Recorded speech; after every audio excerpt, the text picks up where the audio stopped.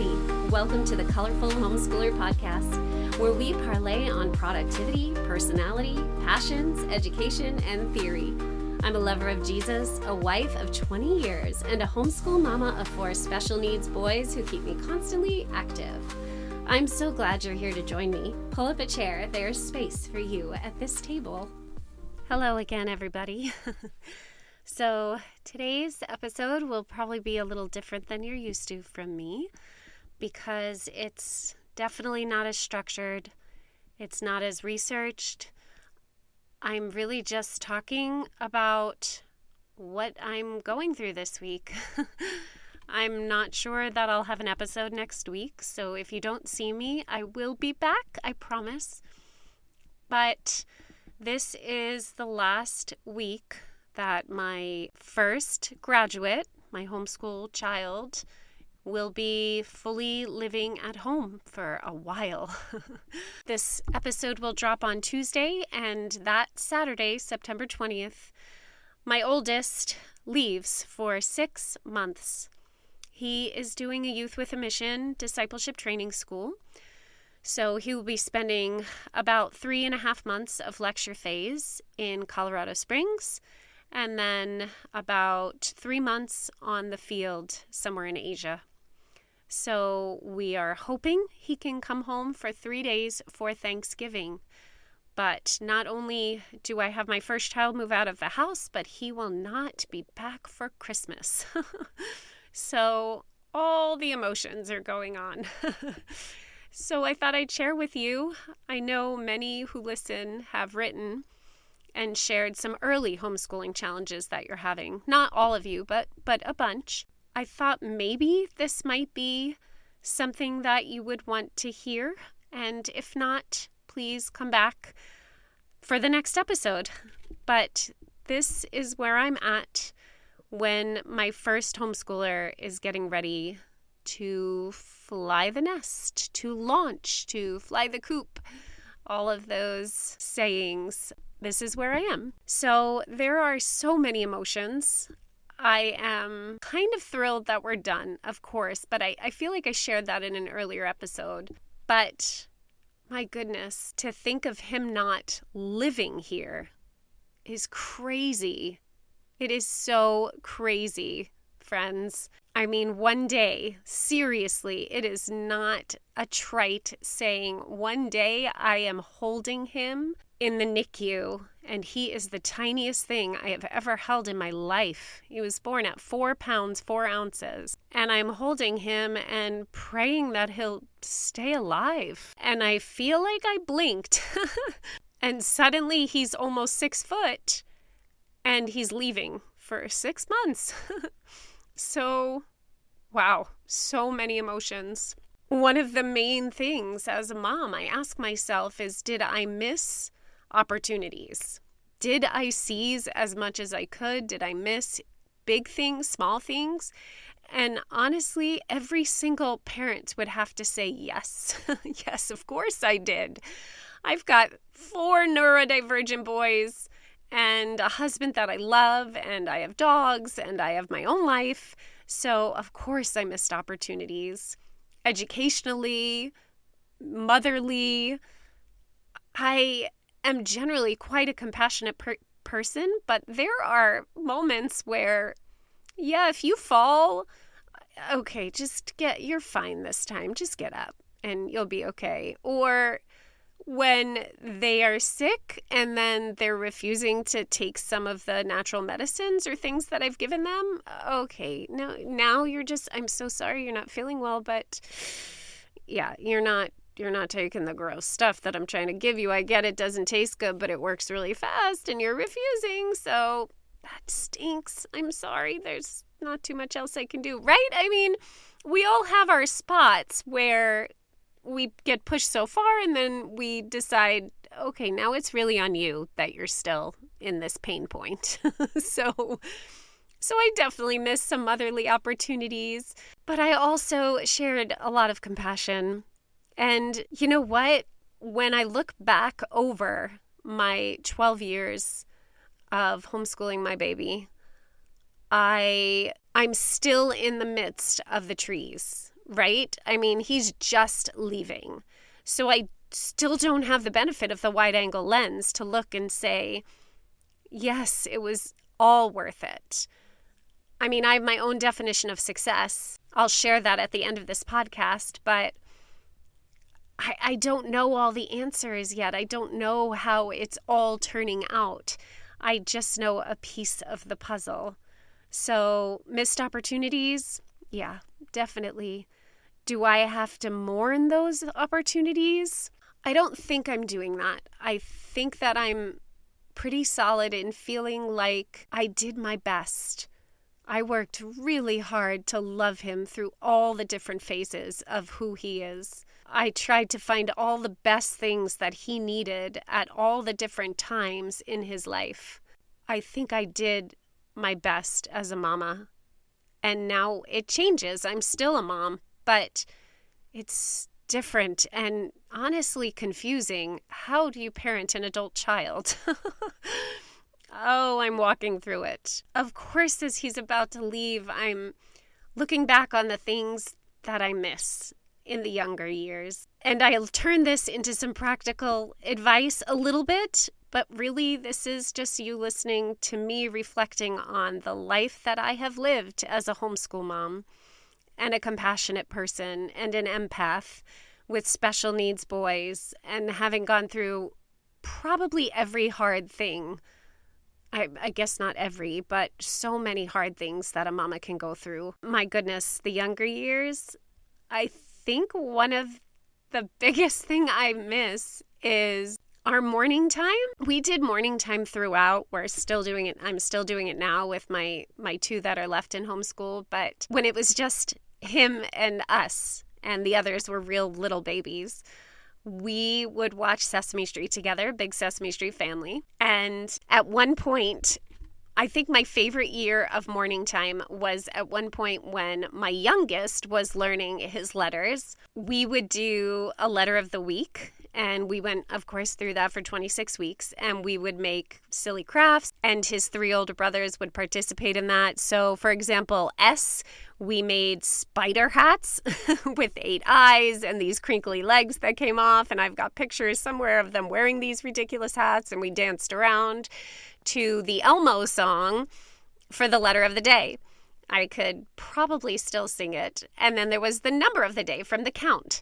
And we did that the whole year. And it was actually just great memories. I mean, there were days where literally all 4 of them would get up and be jamming out to the letter of the day. So fun. Something else I miss, I mean, he stopped snuggling pretty early. He was not a big snuggler. So that's not a huge miss in my heart because he's still a hugger. Even as, an 18-year-old, he will still hug me and kiss me good morning and let me know that he loves me and tell me I look beautiful. He really does a great job with that. So I don't have to miss the snuggling because he was never really quite the snuggler. But I do miss the read-alouds. He stopped wanting to participate in after-hours read-alouds around, I'd say probably 14. He just said he didn't really love sitting around later in the evening and reading with us.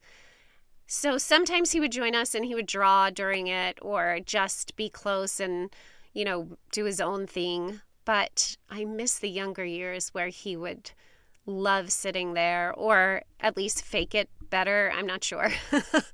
Whoever knows what's going on in their kid's mind. But we're a huge reading family, so I really miss those read-alouds.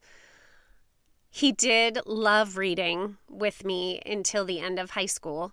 So all of our together subjects or our literature that we read together, we would be reading one high school literature book together out of all his other books. We would be reading one together throughout all of the terms that we did. He recently told me his favorite read-alouds that he will miss are the history and the science biographies that we've read out loud. So none of the major literature yet, is he saying, but I have a feeling it's going to come back. So I miss being able to make him do things. That's very honest from me, but when they get older, you really can't direct or demand anymore. It's more a conversation. It's more, please stay home with the family 2 nights a week. This is what we want, So I kind of miss that diminishing control. I don't think of it as control, but I guess that's what it is. And it's hard when you really no longer control. You have to disciple.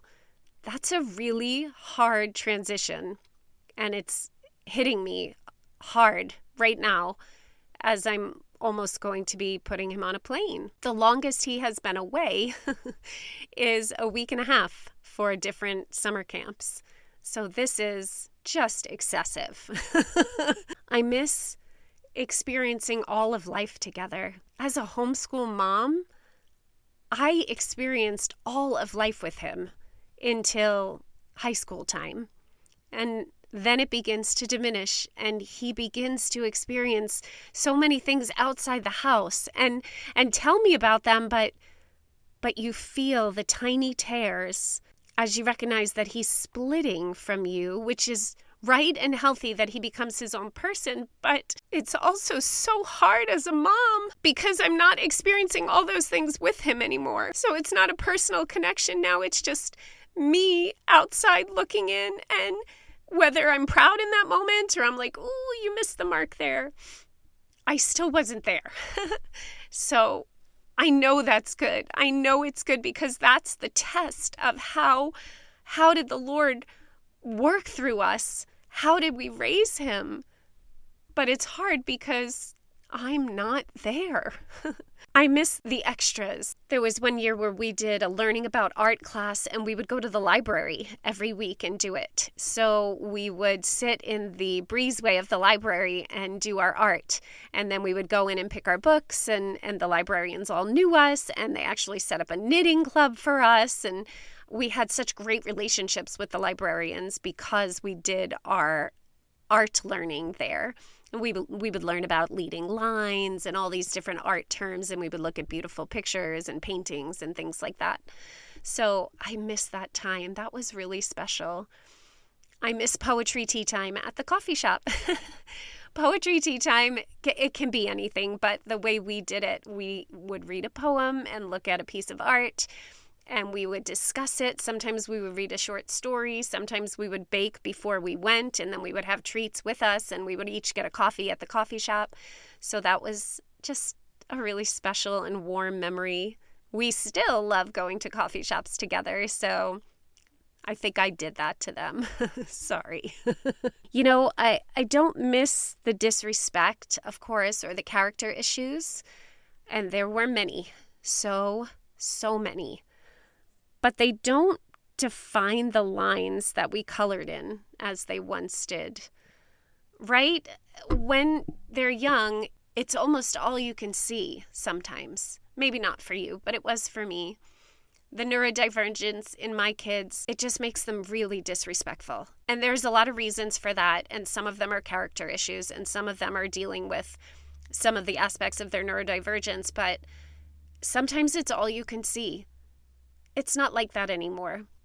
It's pieces. I remember it. I remember the pain. Some of the things they say really cut deep and they hurt, and you carry them as a mom. But they are a little cloudy now. They're not as painful all the time with him. I have other kids still going through it, so that's not fun. But they don't define those lines anymore. There were hard years, hard years. We had medical diagnoses and mental health diagnoses and visits to the hospital. And like I said, those disrespectful pieces. But it's not the main thing you remember. It really isn't. It has faded, those really difficult pieces. I remember all of them, but they don't have that same emotional pull. What will I miss when he is gone? I think the biggest thing is being able to hug him whenever I want. Sometimes he wants to talk, sometimes he doesn't. He is fully his own person now. He was always a born person, but as I've just discussed, I can't make him do anything anymore. So if he doesn't want to talk, he doesn't talk. And not being able to hug him whenever I want is going to be really, really hard. And also, my friends, he is my helper. He really is. With housework, with getting something for me, with checking in on my emotions more than the other boys. I don't really have another child that is taking his place as my helper around the house. And I know so many of you have that one child that's just the helper. I don't know what it's going to look like when he goes. Maybe one of my kids will step into that place. But right now, I don't know who it will be. So I will miss the hugs and I will miss my helper. I think something I've learned is that I probably would spread out and cycle chores more to different kids. With neurodivergence, you can't cycle every week. You kind of have to leave them and let them sit with something for a little while. But I would cycle and work with more children on certain chores over more time. I didn't do it enough because he was a really good helper. So I kind of just let him do the harder jobs. I would do that differently. Something else I've learned is I wish I would have played more. I'm not in my personality a player. I don't really always know how to play. I'm an imagination player, so I want to get up and act out a whole story. Little characters, I am not always great with them. I can do it for a little while, but I get bored and then I don't know how to keep going. And with their neurodivergence, they'll tell you what to do. Okay, your character's doing this now. And I'm like, I don't want my character to do that. Well, that's what they're doing. And I'm going to do this. And then you're going to say this. And then I'm going to do this. And then you're going to say this. And I'm like, why am I here? Just here. I'll hold the guy on a popsicle stick and you do it. So I didn't do well with their form of playing. And I do look back and wish I would have at least stuck it out a little bit more. So I'm trying with my youngest still, but man, it's hard to play the way that they play. That's tough for me. But I'm trying. That's another thing that I wish I had done differently. But I don't know if I can say that about something that might just be a part of my personality. I don't know. I also think I would be less concerned with the have-tos and focus more on time spent together. I did make sure we did a lot of wonderful things together, but there were a lot of things that I was like, well, I have to do this, so this needs to take priority. I wonder how many of those, I'd really have to sit and think about how many of those I could knock off.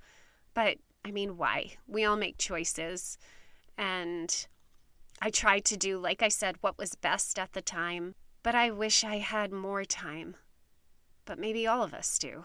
You know, it's so funny because another thing that I wish I had learned sooner is the ability to praise. So when they're babies and suddenly they raise themselves into tummy time or they crawl for the first time or say their first word or anything like that, we celebrate like they just successfully landed a rocket on the moon. I was a good baby mama. I can look back and say that I didn't feel like I was then, but I think I really was pretty good with them as babies. But then all of a sudden you get to school or the school years or the teen years, and suddenly there's all this pressure, whether self-imposed or societally imposed, and it's like, why is my child reacting this way? Why isn't he reacting like I would? Well, probably because I'm, 35 at the time and he's 10. So, but it's hard to remember that they're not fully grown adults yet. So a lot of times I missed moments of praise. I still do because I'm wanting more from my kids. But when they were in tummy time, just lifting their arms and getting their face off the ground was enough to celebrate like it was New Year's Eve 2000. So I have to learn to find the moments of praise on the regular. One of the times that I think I really nailed it, though, was the other day. I was watching a documentary called The Booksellers on Netflix with my oldest and my husband. and it's about rare booksellers in New York City. So it's got the New York piece and it's got the book piece. So I'm in it. It was fantastic. It was so good. But at one point, they're describing why they do what they do. And my oldest looks at me and says, Mom, this is just like that book that we read about the future city that gets blown up. And they're all preserving the books in their minds and hearts so that they can take literature into the future, because everybody was trying to kill literature. And I was like, what was it? He said, it's post-apocalyptic. And I said, it's Ray Bradbury, Fahrenheit 451. And he was like, yes. And their names were the different names of the books. And they had to speak and hold that. They had to hold that space for that literature. And I confess, I started weeping. I'm like, something stuck. You just did so well. You made that connection yourself. And it meant something to you. So that's why I say I still can only see the trees. I don't have the wide angle. Because I love seeing the real connections that he is making now. I got to see it the whole time of him growing up. And to see that so much of what my husband and I did, so much of the sacrifice that I made to homeschool, I am seeing connections that he's making that I think make him a better person. So, wow, thank you, Lord. You know, we spend all these years trying to keep him close. Homeschool moms especially. All moms, but I feel it as a homeschool mom. We chose to even keep them out of school and sacrifice basically our whole life in order to teach our babies and keep them as close as we can for as long as we can. So we know them, but no matter what, the day comes when they fly, when they go. I am so thankful for the abundance of time that I got from homeschooling, that I stuck it out through the hard times, the sad times, the full years where I thought I would break. I stuck it out with him, and now we're here. He's no longer my baby, but he's always my baby. This is the dichotomy that moms of grown children have to live in. The always, but no longer. And I just get to sit back now and be a cheerleader. And man, that's hard to understand. I am going to miss him so much. So I wrote this poem that I read for our co-op the last time he ever attended because he was graduating. So I thought I'd read that. We'll come to the end of our school journey soon, feeling as long as the earth to the moon. Look at you now, but it was just yesterday. I held you so small, told you to go play. From alphabet songs, morning time, and our talks. Your favorite hard books, 1,000 nature walks. The years have gone by. How did we get here? I'd wonder if we'd make it many a year. I'm not sure what next year will look like to me. Morning time will feel so different, you see. Deep talks, couch reads, messy science, Monet, ologies and ographies, hymns, folk songs, and play. Our poetry motions, scriptures, or songs, telling your brother get back where he belongs. We've made it. I love you. Get out. Stay close. I can't even tell which one I feel the most. I'll send you out in the world, make your way as you must. We cheer you on loud. In God's plan, I will trust. You are never fully mine, only on loan. And I know that you know always how to get home. But don't you forget that you're my little boy. I grew you from seed, felt the pain and the joy. For years, not just teacher, I am mother too. So we end as we began. I am so proud of you. Oh, I can't believe he's leaving. So my definition of success is how I wanted to end this. And a few years ago, I spoke at a homeschool retreat, and I gave a talk on high school science. And I ended with a question. How do you define success for your homeschooled child? That he got into the best college? No, that's not the definition of success. That he has read all the best books? No. That he can converse on the deepest of geographical terms? No. My definition that I've had to settle through many hours of prayer and thinking and reflection: does he love Jesus? And does he love me? And I can answer yes to both of those. So maybe for a brief moment, before I second guess myself, I can feel success. The marathon is done, and his life now lays before him. And like I said before, I'm no longer right by his side for all of it. He'd better be good at calling home. But we'll see. That remains to be seen, doesn't it? But goodness, I will be his loudest cheerleader. So thanks, friends, for listening. I hope you don't feel me too indulgent. Please listen.